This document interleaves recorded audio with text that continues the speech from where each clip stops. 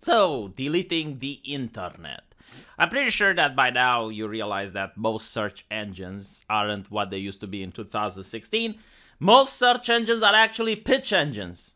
You don't find what you want to find, you find what the owners of that search engine wants you to find. And this started with Google pushing for AI fairness. They do this openly, like it's no conspiracy. And the company was greatly concerned that when people search for pictures of famous CEOs, they will get almost exclusively picture of male CEOs. Because in reality, the percentage between male CEOs and women CEOs are highly favorable towards that of men. So with AI fairness, what Google does is that it shows you, let's say, 50% of male CEOs, and then it pushes 50% of female CEOs, even though that's not what people search for. So, for example, if you go for men can, the first thing is like men can get pregnant, men can lactate, men can have periods. Now, it's not that people are genuinely searching for this. It's not like there's millions of people trying to search to see whether or not men can get pregnant. This is what Google wants you to see in the autocomplete so that you check it out. But now it's getting even more insidious. For example, let's try searching for a hot button issue. I mean, elections are coming. It's important to stay informed. Let's say you want to do your own research on, I don't know, climate change. Like you want to look at both sides of the issue. You want to formulate your own personal opinion so that you know which politician you should support. So you're going to look for climate change and you're going to find out that there are over 1 billion results. Now let's see how many of them we can actually interact with. So we're going to go to the bottom of the page here and we're going to click the last number. And bear with me because this is not going to take long. We're going to go through that 1.8 billion search results quite rapidly using this method. And there we are. We're at the end. We managed to go through all of the 1.8 billion search results. I kid. But like you see here, you can repeat the search with the omitted results included, right? So Google tells you, well, we filtered out the garbage. But you can click on this and you can see the other pages. So let's click on it. And again, you can see, oh, now it's 2 billion. Okay, so now it's 2 billion, 190 million results. Let's see what happens if we go all the way to the end. It's going to take a little bit longer now, but not that long. I know you're looking at that daunting number over there and you're like, oh, Dios mío, it's going to take all night. No, as you can look at the time of this video, it's not going to take that long. But it's a little bit longer. I mean, they are showing you some of the results that they initially omitted. And I think we're done. I think we're at the end, right? So this is when you actually ask Google, you ask the search engine, like, please tell me the results that you omitted. Page 43 of about 428 results. So in total, we can only see the bare surface. Like not even 1% of the total results. And it's not only that, like when you look at what you get, it's just one side.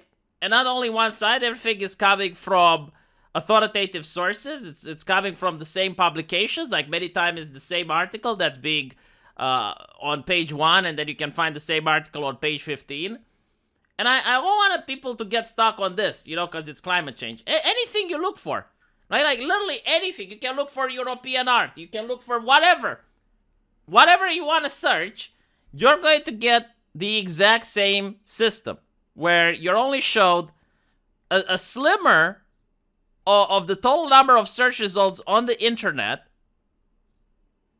And even then, they're heavily curated. They only come from the same corporations. You're not going to get, like in 2016, you know, the guy with the blog who wanted to write something, and you can just see how the common citizen likes to think. If you want to know how the common citizen likes to think, you need to take a taxi and talk to the taxi driver. You need to get a haircut and talk to the guy that does your hair. Then you can actually get a reasonable pulse of how the average citizen thinks about issues. If you want to know what the elites think about issues, go on the internet. Now, I chose Google because it's such a powerful search engine to the point where people say, well, why don't you Google that, right? Like, it's so ingrained into the mind of the public that it is the most used search engine. But if you go on others, if you go on Yahoo, if you go on DuckDuckGo, if you go on other prominent search engines, you'll find out that the exact same shit is happening. You can't see all of the search results, even if you want to, and you also can't actually see the other side of the story, because there used to be like two sides of every story. Now, sure, like one was wrong, one was right, or maybe the truth was somewhere in the middle, but at least people were considered to be rational adults who were allowed to make their own decisions. But now, if you want to buy a house, you are supposed to make your own decision whether or not the house is good or not, right? Or whether or not the salesperson is trying to rip you off. Like, you are supposed to make your own decision when it's life-influencing thing like making a student loan. But when it's about politics, no, you're supposed to only make the decision that corporations want you to have. Now, I'm pretty sure that there is someone in the chat that will tell me about some esoteric website, or maybe there's like some settings you can go in Google and you can tinker with the settings in order to make it so that it shows all of the search results. Like, I'm pretty sure that exists. But let me ask you, how many people genuinely do that? Like, why do you think the system is in place to begin with? And I'm not saying that there aren't ways to go around it that might be very esoteric for the common person. But why does it have to be this way? Why do you think this is normal? It's going to become to the point where, like, I have seen the dictionary, like the Webster Dictionary website, changing definition to fit political means. Like when Amy Coney Barrett was giving her speeches to become nominated on the Supreme Court, she used the word sexual preference.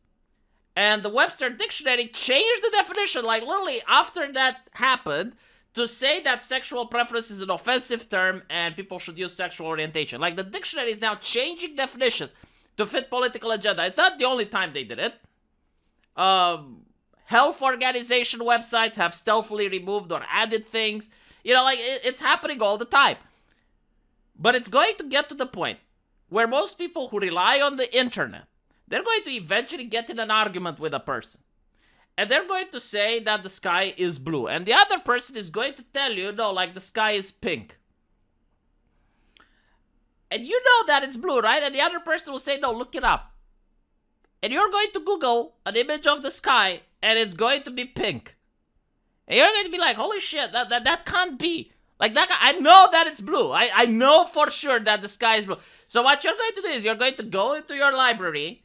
You're going to pull out an encyclopedia that your grandfather used and he bought, like some actual paper that withstood the test of time. And you're going to open it and you're going to see, oh, holy shit, the sky is blue. You're going to look out the window and you're going to see, yeah, I knew that I knew. But on the internet, the information is going to be completely different. And that's where we're heading. It's very interesting times. Now, you can make the argument that this is fine. You can make the argument that, my private company can do whatever it wants. But you cannot make the argument anymore that we have all of the information that has been accessible through human history at our fingertips. You do not have that information anymore, right? Like, you don't even have 1% of that information. You have the information that the internet companies allow you to have, and that's it.